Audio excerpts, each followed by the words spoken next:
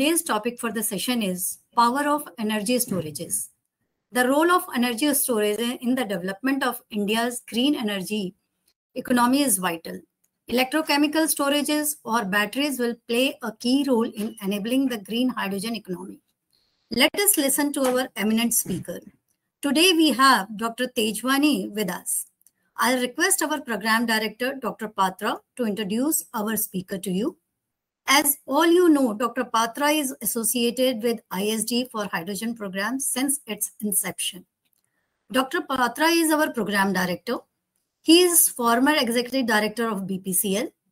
Dr. Patra has been with the Reserve Bank of India for 2 years in the Department of Economic Analysis and Policy. He has authored 3 books and 45 papers. He has extensively worked in the area of petroeconomics and energy transition. He is a fellow member of Energy Institute, London. Before I give mic to Dr. Patra, I'll just like to inform all the mics and cameras have been disabled, and the session will be followed by question and answers. So please post your question in the chat box. It will be answered after the program. Over to Dr. Patra, please. Thank you, Manju. Good afternoon and welcome to this session of Power of Storage. Grand welcome to all the participants of this program, all the alumni of IESD, all the invited guests, including the speaker of the day, Dr. Ravi Tejwani. Friends, today we are here under this IESD platform as student of hydrogen. Now, if you ask me a question that where is hydrogen today and why it is not being adopted up to its potential as we know about it, my summary answer would be that yes, hydrogen is known to have all the potential to provide zero carbon fuel to the humanity, to the planet, and then leading up to net zero, what we are aspiring to. But today, it is still being tied up. Now, what is being tied up? The end-to-end solution in the value chain of hydrogen is yet to find a place with cost economics supporting it. Now, in this hydrogen value chain, storage is one of the most critical elements, and that experiments, laboratory testing, piloting, R&D, whatever you name it, at the stage of investigation, exploration, all these things happening as far as storage of hydrogen is concerned. Summarily, if I have to put, there are 2 challenges. One is technical challenge. Second is financial challenge. Technology has to make it workable, and investment has to come in to put in those things in place. And those things are by nature infrastructure. And infrastructure for any purpose is a long-term investment. So with those few challenges around and all the possibilities that we know, we need to learn hydrogen storage. Friends, we are here, A, to acquire knowledge, to develop familiarity with this subject, and B, to develop confidence. And you cannot have a better speaker today than what we have today, that is Dr. Ravi Tejwani, to give you that confidence. Now, I will not speak much about Dr. Ravi. Few points about him should suffice. A, he is PhD from IIT Mumbai. B, he has extensively worked in the area of renewable energy. And C, he is one who has experienced both the theory and practice of business. And D, as a kind of recognition or certification, he has got 2 patents to his credit. So friends, it's my privilege to welcome Dr. Ravi to start his deliberations, and once again welcome all the participants. I am sure we are here to make the best use of time and opportunity of Ravi being with us. Thank you. Please carry on. Thank you. Thanks so much for such an introduction, Dr. Patra. I'm glad that you have given me a platform to speak. So I'll be starting in a PPT in a minute. I hope my PPT is visible right now. Yes, sir, it is perfectly. Yes. Okay. So yeah, once again, I would also like to welcome everybody for this webinar, Power of Energy Storage. So I'll just give you a brief introduction to this slides or PPT, you can say. So this contains like importance of renewable energy and energy storage. Then we can see the application of energy storage. Then we'll deep dive into different technology of energy storage. Then we'll see hybrid energy storage, and at the end we'll see the cost benefits. So importance of renewable energy is the first and foremost importance is fossil fuel, reduction in use of fossil fuels. So as we are going through a climatic change, so that is because of excessive use of fossil fuels. So we have to minimize the fossil fuel usage, or we can stop after some time. So this is the one of the reason. Then climate change. So basically already we are 1.5 degree hotter than the previous years. And it's predicted if we don't act or if we don't start doing or contributing towards it. So again, 1.5 degree, and by 2030, it will be a irreversible effect. So we need to take care of that too. And again, for that, Indian government have assigned a renewable energy target to 500 gigawatt peak. So which is currently around 200, not exactly, but around 200 gigawatt peak. We still have to 300-350 gigawatt peak go along in this like 6 years, 7 years. And then obviously world is also coming on a single platform to meet the climate change and concern. As all of you must be knowing that COP 26, 27, 28, G20, P20, etc. These are the meetings held to by different organizations to come on a one platform and get the commitment from the each country.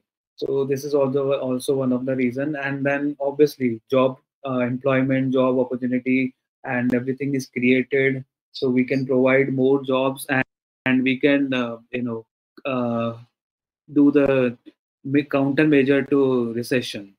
So this is one of the importance of renewable energy. Then if we go for the application of energy storage, if we see we use mobile phones, we use any portable device, or we use electrical vehicles, so portable energy storage is there. And then there are charging stations for EVs, so charging station is also one of the application. Then solar microgrid, maybe solar microgrid can be a small powerhouse, or residential. It can be residential, it can be commercial, it can be for resort, it can be for any other application. Then the second application, other thing, is grid stabilization and compensate for peak and dip demand. So this point I will explain you in the detail in coming slides. So this point will be explained. So residential energy battery storage system, based on number of hours or backup or autonomy, we can design the energy storage at a very ground level or a very small level, and then we can increase that level from residential to commercial or industrial or battery energy storage. So these are the rough application of energy storage where we can use it. So coming to type of energy storage, so according to my understanding, these can be divided into like mechanical, chemical, and electrical energy storages. So if we first go for a mechanical, so mechanical may you have an option of compressing the gas in a chamber, and heating the gas and compressing the gas and storing it to a hot tank, which can be like inside the dunk or inside the recently I have came across the technology which uses a sand itself for storing the compressed air, or you can say heat. So with solar power, we can heat up the air, we can heat up the thing, and we can put it into sand, and this sand can keep this heat for more than almost a month or something. So if you store that heat into a sand or some storage tank, that can last for month or something, then we have enough power for running the steam generator or turbine to get the energy and electricity from that, so that we can also use it in the back process. So this is called compressed air energy storage technology. And thermal storage or storage is like cooling or heating, both can be used. So just like I told you that heat can be stored into sand also, we can heat up the sand with the heat which is procured by the solar energy, or in the daytime we can do that. And then other technology, we have a hydroelectric energy storage. So you have in hydro electric energy storage, you have a lower reservoir which is at base of the, you can say, mountain or a building, you can say, and the upper reservoir which is on the mountain, or you can say it's on the top of the building, or any higher altitude reservoir. So once the sunlight is there, or once the solar energy is producing any electricity, that can be used, or maybe wind can be used for a source of energy to pump the water from lower reservoir to upper reservoir, so that in the daytime, or once the wind is there, or once renewable energy source is available, it can be any renewable energy source. So once it's available, then we can use it to pump pump the water from lower reservoir to higher reservoir, so that we can save it there.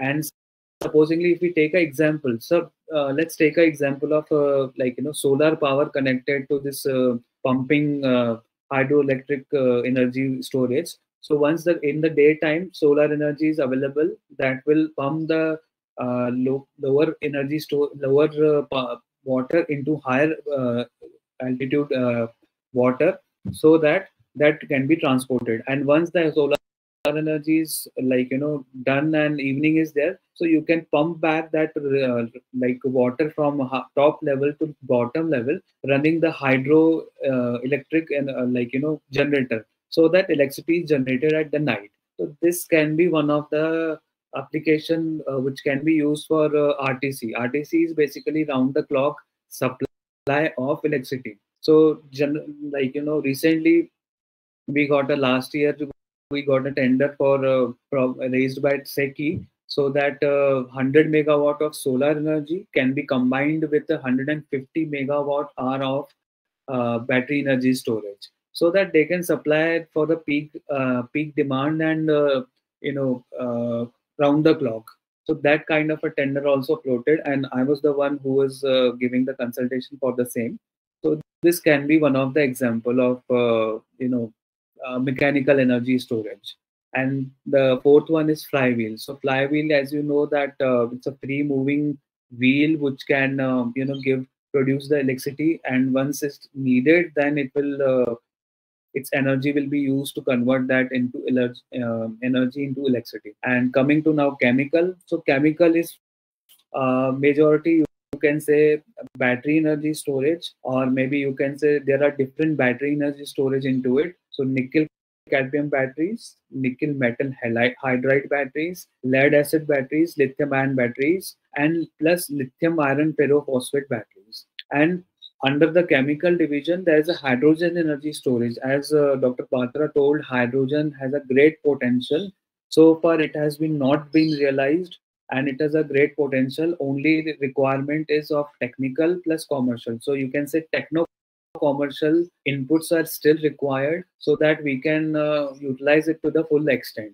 So, for example, if we talk about hydrogen, so hydrogen is majoritarily being used for extracting the petrol or fossil from the fossil fuel, petrol or any fuel from the fossil fuels. So hydrogen is mainly used there. So currently, the current scenario of that hydrogen or source of that hydrogen is not green, not at all green. So it's like produced from non-conventional energy resources. So that, and it has a great carbon value. So if we generate that hydrogen using renewable energy source, so majority of the problem will be sorted, and carbon footprint of in fact fossil fuel also will reduce to great extent. So hydrogen is one of the fuel which is being used to extract the petrochemicals. Basically, petrochemical this petrochemical plants use hydrogen at the great extent.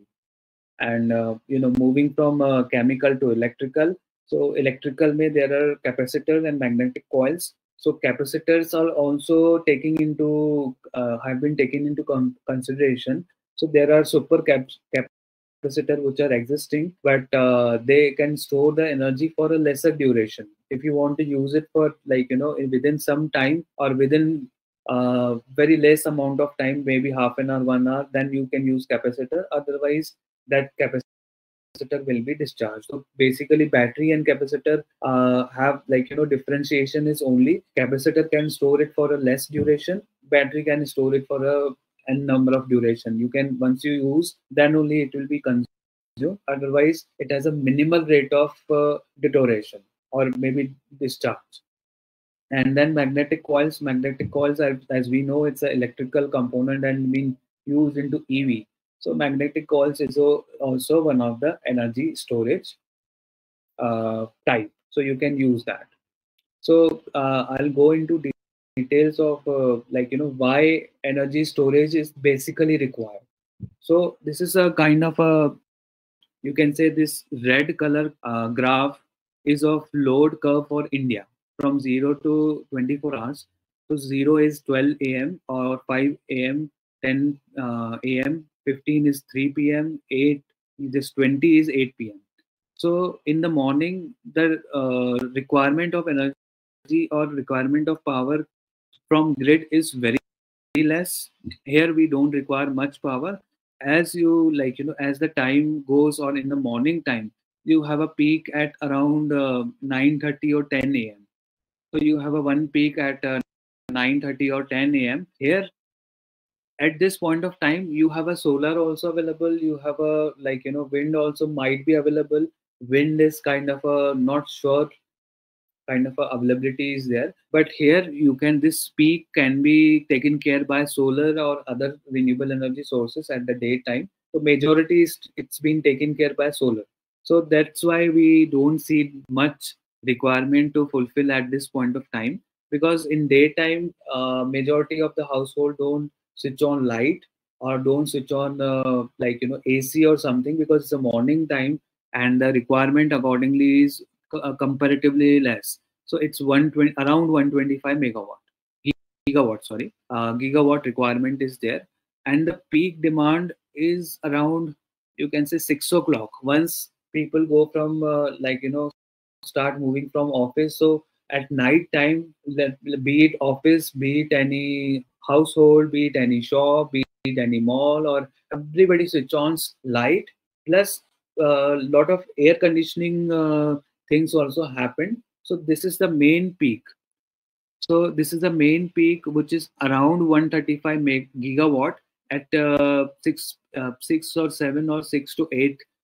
Between 6 to 8, the demand is very, very high and very, very on the peak. So at this point of time, solar is totally unavailable. Whatever gigawatt of solar is connected, which is totally will not be able to fulfill, because sunlight is not there, so energy generation will not be there. So at this point of time, if we want to supply for a peak power, so you need either to be dependent on hydro, which is renewable, but hydro also has a limited capacity. Not you cannot generate more than what the designated or designed capacity is there. And through coal, if you generate more, your carbon footprint will be more. Your climatic change will be more, it will affect the climate like hell, and heat will be dissipated through coal, and that will be create issue for this. So at this point of time, if we have an energy storage, or maybe some kind of a energy storage of in the form of say battery, or in the form of say any other source, or maybe in the form of we have a green hydrogen available, so you can use that green hydrogen also to supply to the power to the grid, so that we can fulfill the demand of this peak. And again, after 9 o'clock or maybe 10 o'clock, everybody switches on the AC in the summer season. That time also we have a little peak. So basic thing is we have to provide the peak at night time, and you don't have a solar to do that. So basically on that point of time, you need the energy storage in any of the case, so that we can fulfill the demand. Otherwise, because of our urban demand, the rural people also suffers. So this kind of discrimination will happen. And if we supply through energy normal energy storage, then we can do that. And the second point of looking at this is, it can be energy storage can be one of the independent business, which can be set up to supply the peak at the peak time. So you have some incentives if you are able to supply the peak time. So discount also give incentive for that. And if we supply at a wrong time, or where the demand is very very less, or in the morning time where the demand is less but supply is more, so this kind of a imbalance we have to cater. So this is the one of the thing. And one more thing I would like to highlight, supposedly the coal power plant is running at the full capacity, or sudden demand is there, and you are powering the coal power plant, and then reducing that power in a sudden way is very very impossible. So you have to there are lot of challenges to reduce the outgoing power from the coal power plant. So if you have an energy storage, or super capacitors are there, or any other energy storage is there, so coal power plant can power that energy storage or super capacitor or any other form of energy storage, and they can stop supply to the grid, and they can divert their power to that energy storage, so that it can store, and then once it's in demand, then they can take out that power from energy storage. So keeping in mind that this kind of a flow, I have tried to explain it into a block with using block diagram. So supposedly these are the power generators. So power generators, you can consider renewable energy, any solar power generator, solar power plant, or you can say wind power plant, or you can say hybrid power plant, or you can say coal power plant. So it's a general power plant. So this is a green one curve. The green arrow shows that power is being supplied from power generator to grid directly, in case the demand and supply are kind of in a equilibrium, or they are into equal form. So supposedly grid doesn't require any power, or grid is in a very low mode, so you can always go for power generator can always go send the energy to battery energy storage, or they can go for a hydroelectric energy storage, which we saw here, this one, or maybe you can use hydrogen. So basically hydrogen is generally produced by breaking the water into like hydrogen and oxygen. So that process is called electrolysis. So that electrolysis is powered by any power, any solar power, any coal power, anything you can power, and you can get the hydrogen. So this is one of the important aspects of looking at things, because biggest power plants, maybe be it solar, maybe it's a 2 gigawatt or 3 gigawatt or 5 gigawatt. So supposingly grid is not in a requirement of much power from a solar. So you can divert that power into hydrogen and make a green hydrogen, which is the cleanest form of energy. And you can store that hydrogen maybe in the form of cylinder, maybe in the form of other storage forms. You can store that. And if you require at any point of time, grid is a supposedly solar is also powering the grid, and supposing the coal is also powering the grid, or any other power source is powering the grid, and requirement is much more than the supply. So you can always switch a supply from battery energy storage or hydroelectric energy storage, or hydrogen can be used to generate an electricity, and that can be supplied to grid to fulfill that peak demand. So this is the main 2 or 3 things which are important for energy storage, and we need to understand this is a overall infrastructure which is required at this point of time. And because of this, we can get the electricity at 24/7 electricity can be supplied throughout the India, and not leaving any not leaving any village or any system. So village can have their independent power grids, or maybe you can say solar grid, yeah, or normal smart grids they can have, and they can also implement this kind of a infrastructure in their small area. Because I have myself implemented this kind of a structure for some small village, where we tested dynamic rate electricity algorithm along with the load management system at the house level.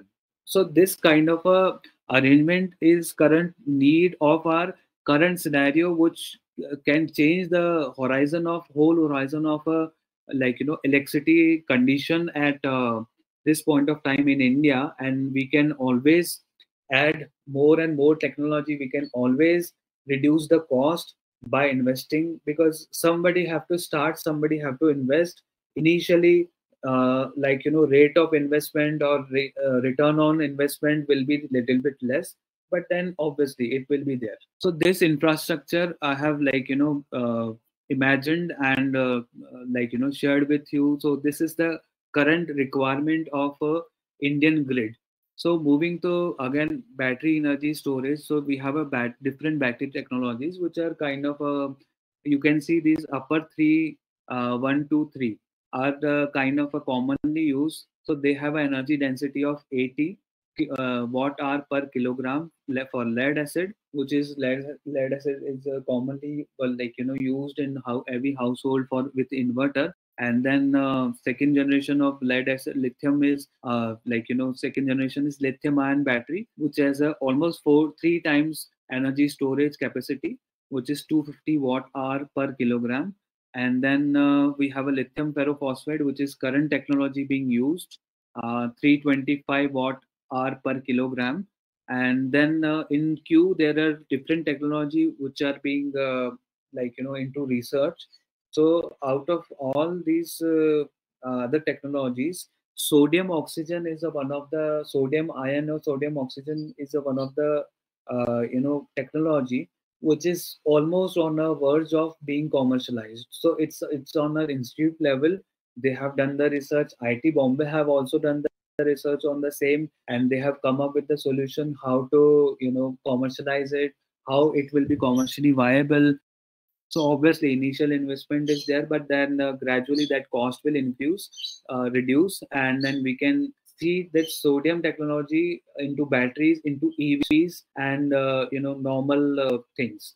So that lithium have a minimal of if we now consider that EV is using lithium, so large number of EVs are there, so large number of lithium mines are being made and extracted. So that also is becoming kind of a roadblock, so that we have to shift some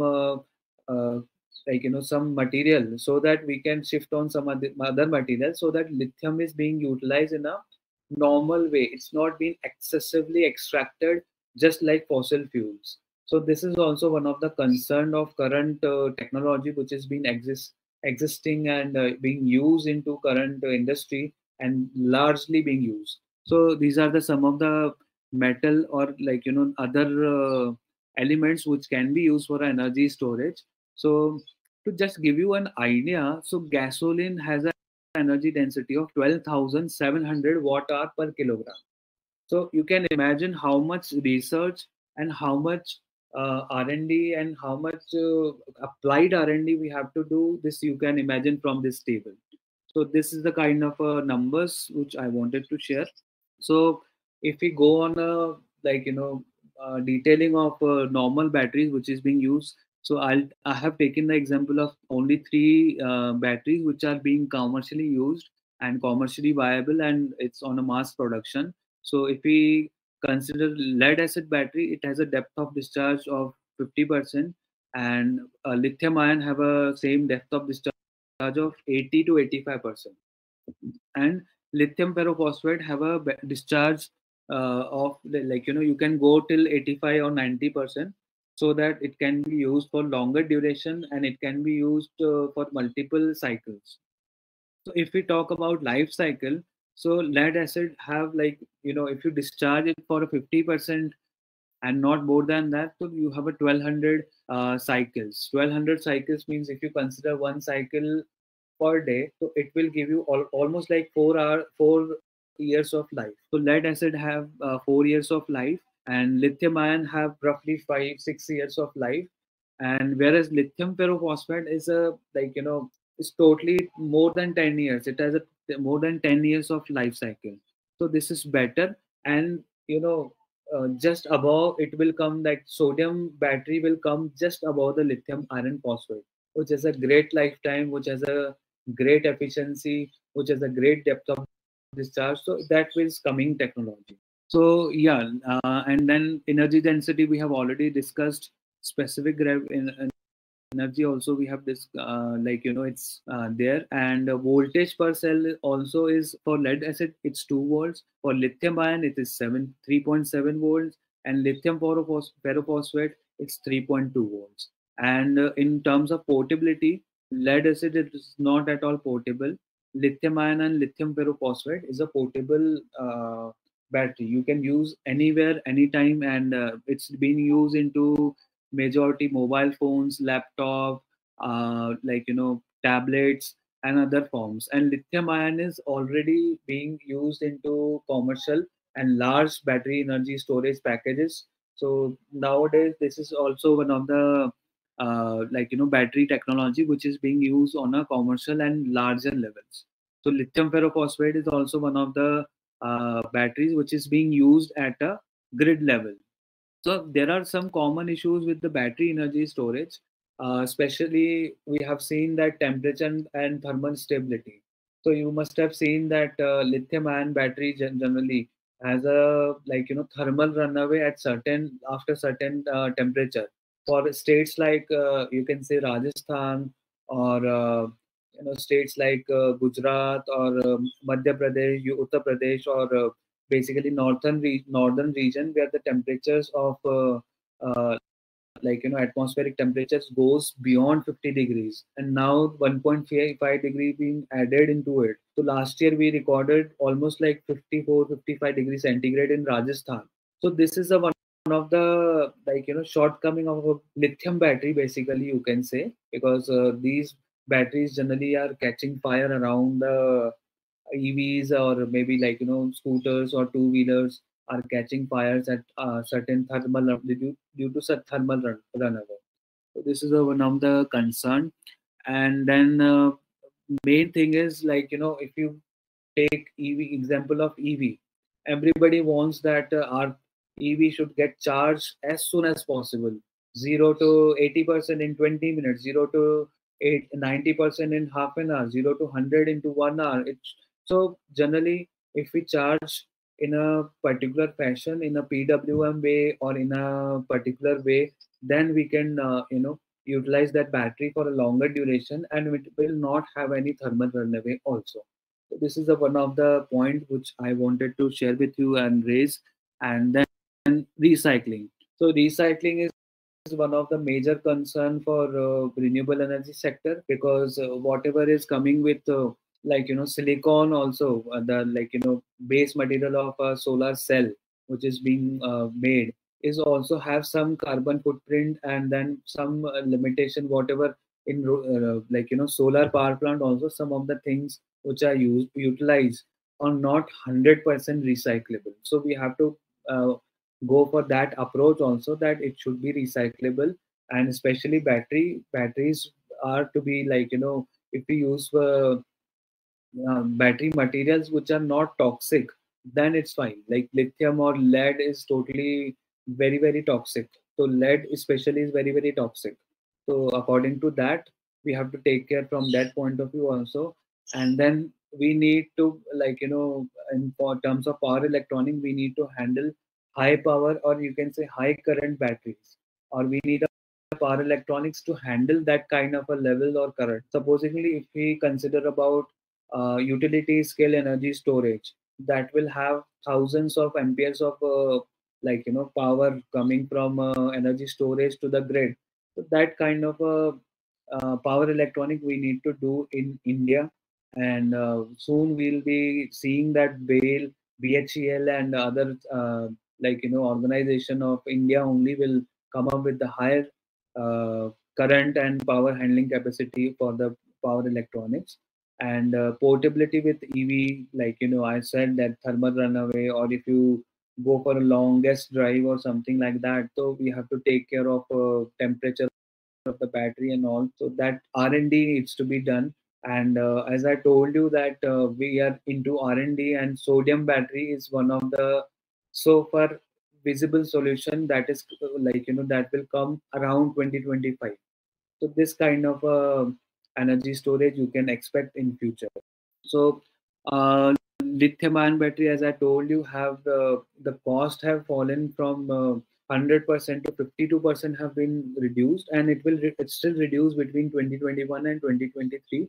And BNEF have predicted that that investment into energy storage can be $620 billion by 2040. So you can imagine how much money is to be coming into this sector, basically energy storage or battery storage or any other form of energy storage. So this will reach by 620 billion by 2040, and around 7% of our energy, world's energy will come from our energy storage only. So I don't know. I don't have an idea of exact gigawatt requirement of the world, but India has a requirement of around 150 gigawatt watt of energy is required, gigawatt hours. So 7% of, imagine, that will be from energy storage. So this sector is totally unexplored. We still need to explore, and this is a life cycle costing of different technologies of batteries, which will come down from say $1 to $0.1.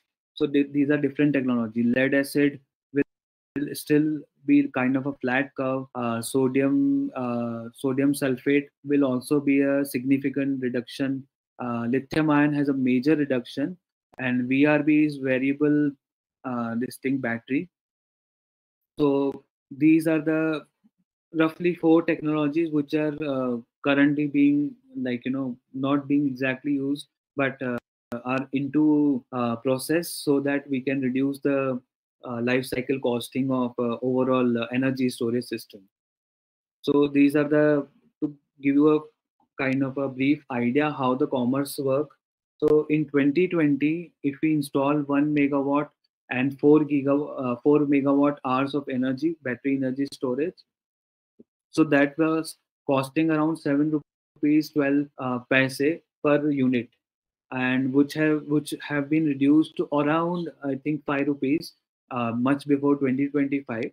So this has been already reduced to around 5.5 or something. It will further reduce to 4.12, which will come along with in comparison with the normal solar energy which is being generated, electricity using solar energy, so which is equivalent. Nowadays, I think 2.2 or 1.8, 1.9 is one of the per unit cost of auction so far. So this can be standalone based battery energy storage life cycle cost. So this will reduce. This is going to reduce surely by 2030.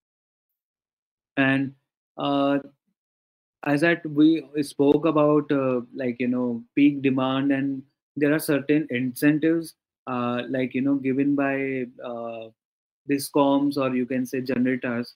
So these are some of the benefits. So you can save the electricity for in 2022 we saved around 0.8888 crores energy cost due to this energy storage. Still we are in 2025 predicting that roughly 0.9 crores will be saved using battery energy storage. So I think time is also kind of done, and I'll just give you the last slide. These are the energy storage projects which are planning was done from Government of India and being in execution stage, or maybe completed. So this kind of energy storage projects is being taken into consideration by government, and this is one of the list I have got.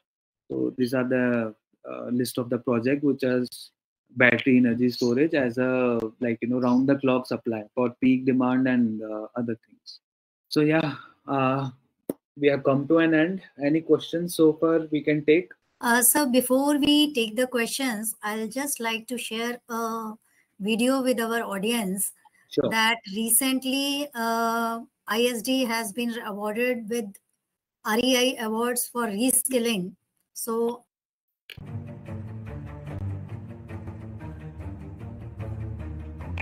IESD pioneers in online hydrogen programs, on-site program and master classes, proud to share with you winners of Renewable Energy India Awards for Excellence in RE Skilling.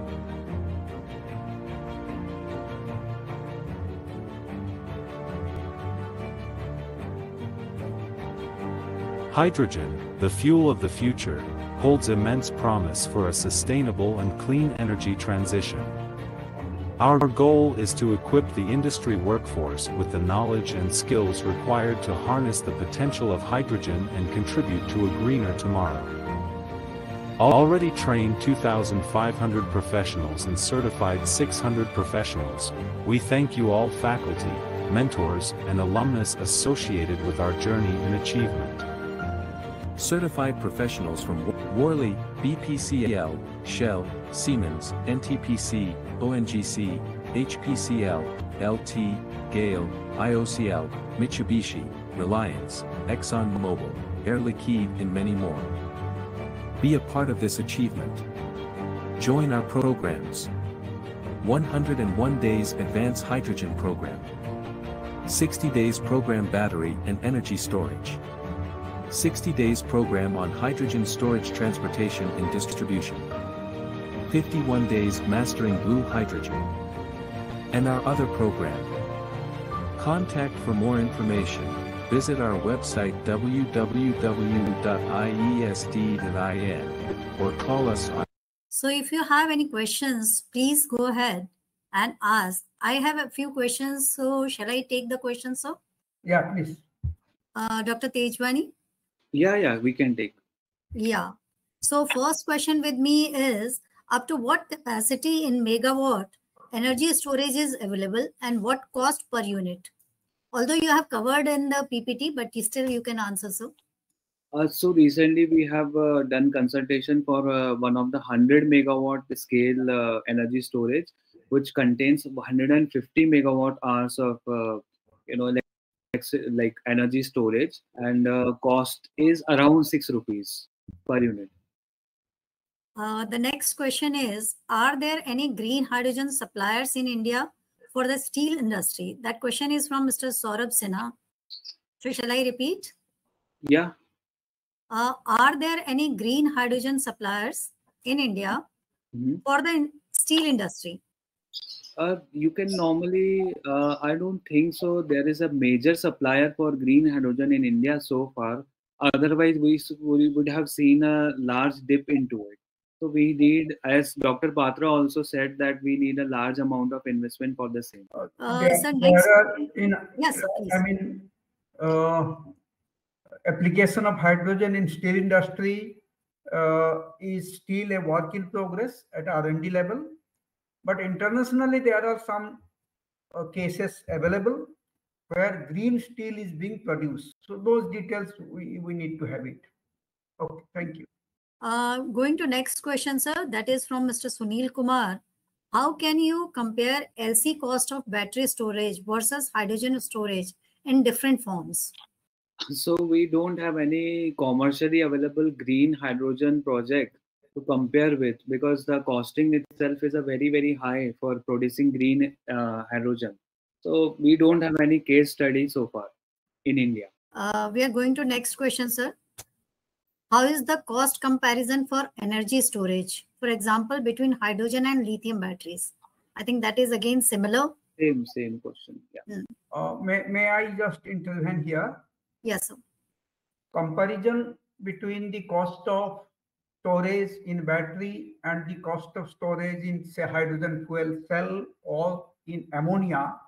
These are academic comparison one can do, but the applications are different. Correct. Applications meaning either currently being done or intended to happen.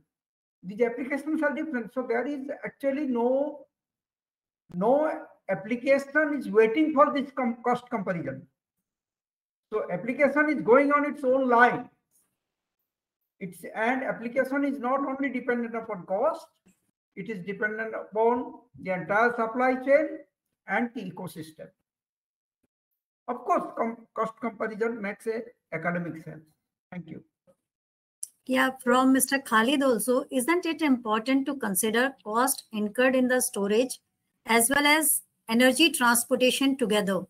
Cost comparison of energy transportation. Yeah. Together. Basically, he wants to say, consider cost incurred in storage as well as in transportation. Okay. Cost storage is one link in the supply chain. An extension of that storage is transportation. So as I said earlier, that comparison of various forms of energy, even in the hydrogen itself, there are different storages. Like you can store hydrogen in gas, in liquid, in ammonia kind of derivatives. So depending upon the purpose, the storage and transportation has to work out. But of course, the least cost method is always what will come to stay. Another question is, what are the different types of equipment available for hydrogen storage? So that Patra sir can inform. Basically, we have on hydrogen storage and distribution. Dr. Ravi will say this. What are the forms of storing hydrogen? Like starting from cylinders, then you go to tanks or whatever. Yeah, you were the right person to answer exactly. Okay. Okay. See, you have smaller storage that is in a cylinder various types. Then you have those, what are those called, which go into retail dispensing unit, which are taken on trolleys, trollers. And then there are tanks where liquid hydrogen can be stored and then carried. Then there are pipelines where either independently pure hydrogen or hydrogen spiked with natural gas. Or hydrogen can be stored in the form of, stored and transported in the form of hydrogen fuel cell. So there are many ways of doing all these things. Each one has its own application value as well as cost economics. I would like to inform, sir, Mr. Mangesh has question on hydrogen storage and transportation. So we did 2 courses. There is a 60 days course on hydrogen transportation, storage and distribution. And there is a live class also. Both the courses are combined together. So one can join those courses for related to hydrogen storage and distribution if somebody has questions on that. Again, there is a question from Mr. Bipin Kumar. Is there any provision for reverse grid charging in India's? Reverse grid means like what exactly he want to ask? What perhaps he has in mind is pushing to the grid. You have surplus generation, you push to the grid. Perhaps that is what Bipin has in mind.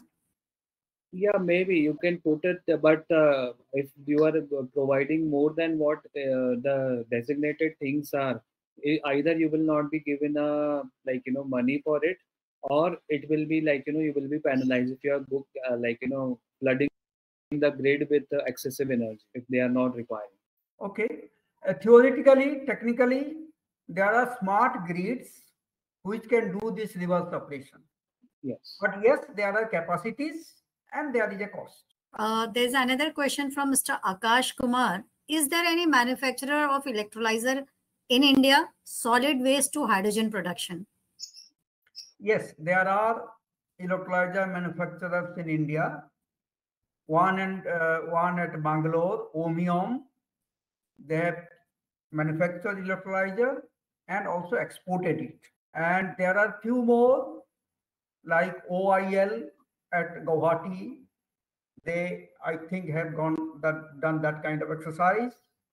BRC, together with Bharat Petroleum, they are manufacturing electrolyzers. And there are few more. But largely those projects which are being undertaken, they prefer to import electrolyzer at the moment because of this cost economics point of view. Next question is from Mr. Nandan. We charge our EV vehicle at power station and there is power generated by coal or hydrocarbon based fuel, which is totally polluting agent. Then what are the point in having the EV vehicle in development in it? So basically, to reduce the fossil fuel consumption, we are using this EV, and we are targeting that India has also target of 500 gigawatt, by which it will be supplying the electricity by 40%. So you can say 40% of electricity is supplied by renewable energy and 60% is with conventional. One more point, if I can add, is that an EV has the possibility that you generate renewable power at the site and charge the EV. So EV is actually based on a theoretical model, business model of distributed generation and localized consumption. If it has not happened now, it will happen. Things happen in stages. So yeah, so I'm coming up with one of the battery swappable model, which will be fully powered by solar photovoltaic. So within by next year we'll launch that product, and again maybe next year I will launch one of the product which will be car charging. Car port will be installed with the solar panels, and you can charge your EV with totally green power. Okay, so the green, what is called greening the power system, this is work in progress. It is happening in phases, but EV is being promoted to create a demand. Unless you have a demand in place, the supply will not catch up. Next question from Mr. Sunil Kumar. Can EV make more than 50% mobility solution in India in near future? We do not make that kind of projection. I mean, 50% of what? 50% of all the fleet on the road, or 50% of new vehicles coming to the road. You know, there are many such projections. Some projections work, they get delayed. So we don't get into that kind of projections at this stage. But EV is a reality. It's growing. Many of the automobile manufacturers are enthusiastic about it. They have invested a lot of money, even to catch up this festive season, as per today's newspaper. So it's just progressing. Yeah. Next question, Mr. Aman Gupta. Whether NFPA standards are reliable for concluding fire protection system for LFP battery storage system as on today? So basically, LFP, lithium pyrophosphate. So yes, there are certain standards which are being followed by manufacturers, but there are certain extreme conditions in which battery is catching fires. Otherwise, the standards are good enough to go for safety. Thank you, sir. We don't have more questions, but still we have time. If somebody has any questions, we can take up. I think no more questions, sir. Okay. Thank you so much. It is time for me to propose a hearty vote of thanks to Dr. Ravi Tejwani for his erudite presentation, bringing knowledge to this platform. And thanks to all the participants who have taken direct benefit of this program. The recorded versions of this program will be available in IEST platform, which is a kind of knowledge creation activity which IEST does. And the knowledge that is happening in the space of energy storage or hydrogen production, consumption and value chain, it is simply fabulous. IEST, under IEST's auspices, we are trying to catch and deliver as much as possible. So thank you, Manju. Thank you, Dr. Ravi Tejwani. Thanks, my dear all participants, and these particular